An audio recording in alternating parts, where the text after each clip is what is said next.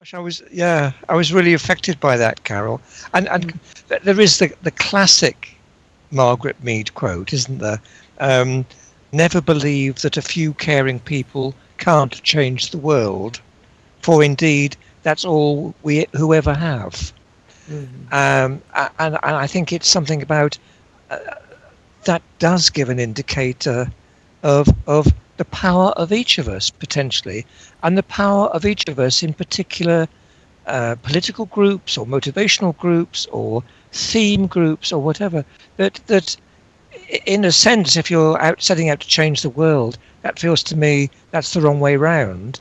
But if there's something that you come together with a group of people, and in all deep conscience you are motivated to begin to somehow think about it, generate ideas, talk about it elsewhere, there is an enormous capacity in touching other people that they wish to join in.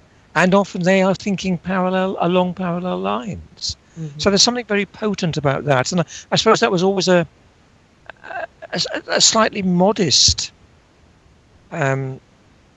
quotation behind even us organising the Going Global experiences.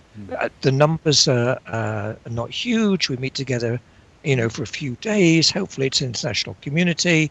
But there's something about having that opportunity, I think, of being together and being open to what emerges.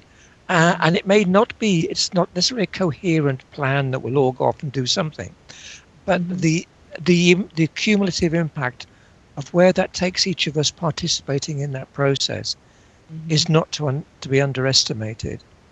And I had to look that quote up again today. I remembered it and I couldn't quote it. I came across two other Margaret Mead quotes, which I just loved.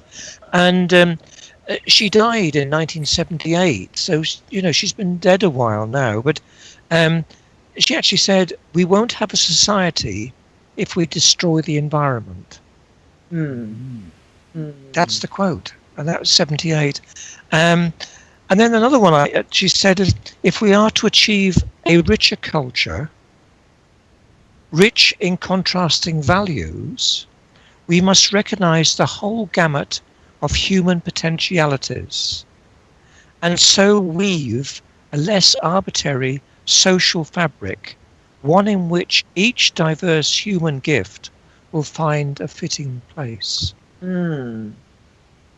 And I just love that celebration of difference and uniqueness in the context of that is the richness of the fabric of the universe in which we live, of the world in which we live. And it's our capacity to be open to it rather than denying some aspects of it or avoiding some aspects of it, which again is a very common social trend, I think. So, yeah.